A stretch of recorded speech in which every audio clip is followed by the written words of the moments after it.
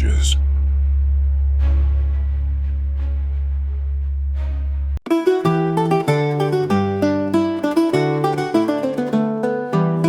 For a long time, historians have assumed that the final centuries of the Roman Empire were marked by a dramatic increase in pressure along its frontiers. This pressure has traditionally been explained in simple and powerful terms: population growth among barbarian peoples, or even an almost instinctive movement of Germanic groups toward the Mediterranean world. Some interpretations go even further. They suggest that these peoples were driven by an irresistible force, as if drawn naturally toward Roman lands. Another influential explanation is the so-called domino theory. According to this model, during the third quarter of the 4th century, a new people appeared in Roman sources, the Huns. Often believed to have originated in the Far East, the Huns are said to have pushed the Goths toward Roman territory. The Goths, in turn, pressured other Germanic groups, creating a chain reaction that culminated in the flooding of the Roman frontiers by entire peoples in flight. These narratives are dramatic. They are also deeply ingrained in popular and even academic imagination. But are they the most convincing explanation?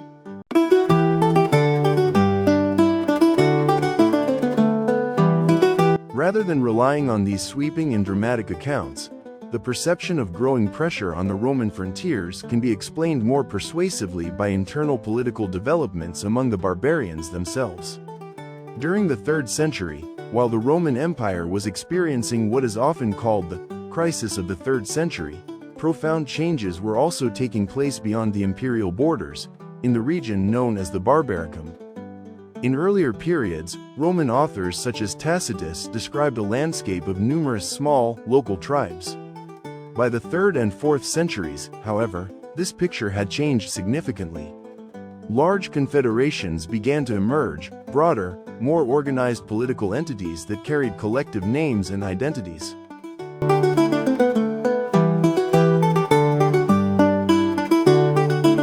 In southwestern Germania, the Alemanni appeared, literally, all men. Along the middle and lower Rhine, the Franks, known as the fierce people, took shape. In northern Germania, the Saxons emerged. In northern Britain, Roman sources speak of the Picts, the painted men. And in the regions of the eastern Carpathians and the lower Danube, the Goths, simply, the men. Similar developments were occurring elsewhere. In North Africa and Arabia, large tribal confederations also formed, reshaping the political landscape beyond Rome's borders. These new groupings were not merely larger than earlier tribes. They were more organized, more cohesive, and far more capable of exerting sustained pressure on the Roman Empire.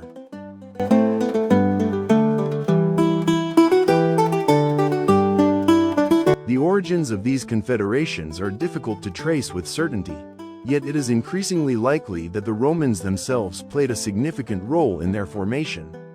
Recent studies suggest, for example, that the Alemanni may have been, at least indirectly, a creation of Roman policy.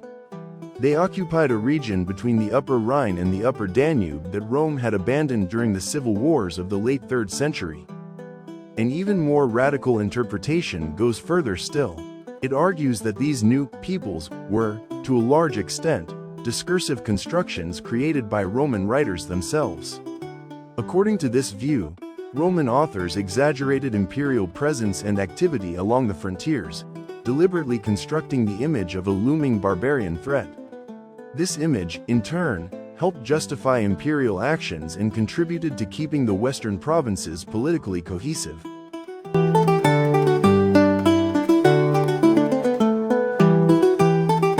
After all, even large barbarian confederations would hardly have represented an existential military threat to an empire that maintained an army estimated at over 400,000 men. Some scholars have gone so far as to argue that these confederations scarcely existed at all, and that little had changed since the time of Tacitus. But this position raises serious problems. If conditions along the frontiers were essentially the same as in the 1st century, how can we explain the unmistakable transformations of the 4th century? Don't forget to subscribe, like, comment and share this video.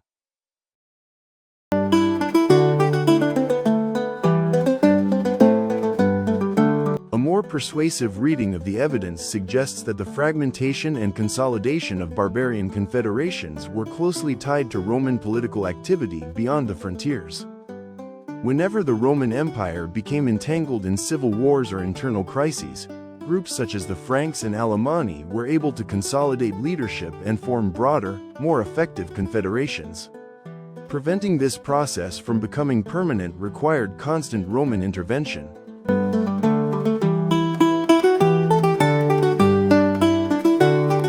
Barbarian political organization took several forms. One model involved a division of authority between two types of rulers, the warrior king and the sacral, or religious, king. The warrior king possessed broad powers, but these were temporary and fragile. His authority depended on success in war and protection of his followers. Failure could quickly lead to his replacement. The sacral king, by contrast, exercised authority through control of rituals and religious practices. His power was more enduring but limited to specific spheres of influence. By overseeing sacred traditions, he bound local communities to his authority. Evidence for these systems is limited, but both models appear plausible. The Burgundians of the 4th century may even have combined them, though the sources remain uncertain.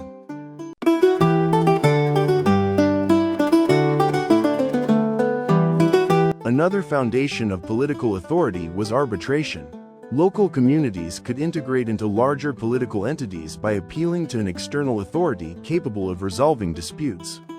If the parties accepted the judgment, power was reinforced.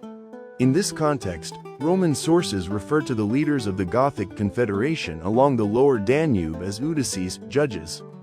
Elsewhere, among the Franks and Alemanni, we find numerous petty kings, occasionally subordinated to a supreme king when Roman control weakened.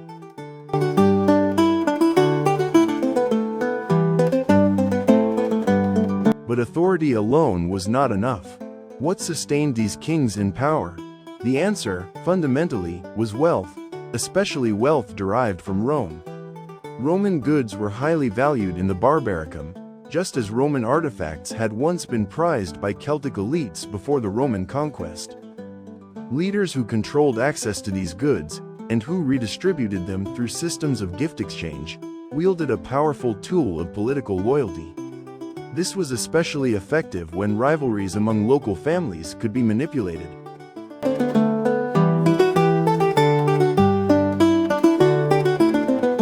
Rome frequently paid large sums to allies beyond the frontier. These payments played a crucial role in the formation and maintenance of barbarian political power. Evidence of this process appears both in so-called Free Germany, north of the Rhine, and in northern Britain. Indeed, Roman tribute payments, often intended to maintain stability during periods of civil war, likely contributed directly to the emergence of powerful barbarian confederations, particularly in the 3rd and 4th centuries.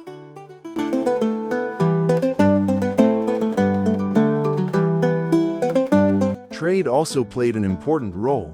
In the late Roman period, trading posts developed beyond the frontier. Lundeborg on the island of Funen was associated with the aristocratic settlement of Gudme. Dunkirk, on the Jutland Peninsula, represents a similar phenomenon. These sites demonstrate how economic exchange reinforced political authority.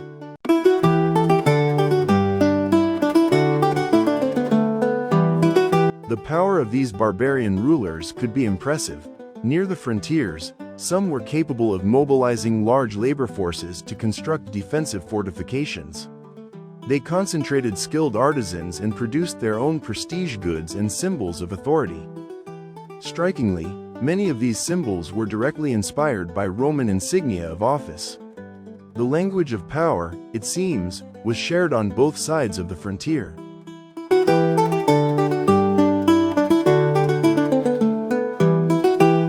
In the Alemannic region of the Upper Rhine, fortified hilltop settlements, Hohensiedlungen, emerged, marked by high levels of artisanal specialization. In northern Britain, sites such as Traprain-la played a similar role. Even in lowland areas, such as Hennep in Frankish territory south of the Rhine, settlements of comparable prestige appeared, accompanied by evidence of large-scale iron production.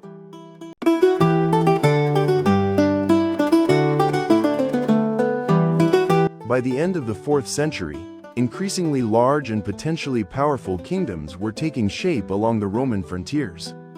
Many remained heavily dependent on their relationship with Rome, yet some rulers beyond the frontier now appear capable of maintaining relatively autonomous and effective systems of governance. Paradoxically, Germanic groups farther from the frontier may have been even more dependent on Roman gifts, which were used to keep frontier kings under control.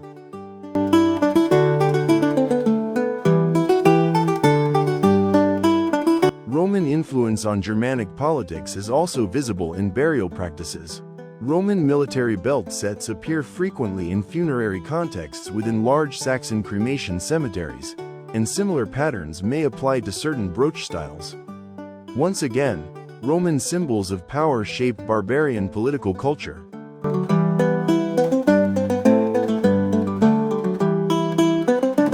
In short, barbarian politics operated in a high-stakes environment, one often intensified by Roman actions themselves.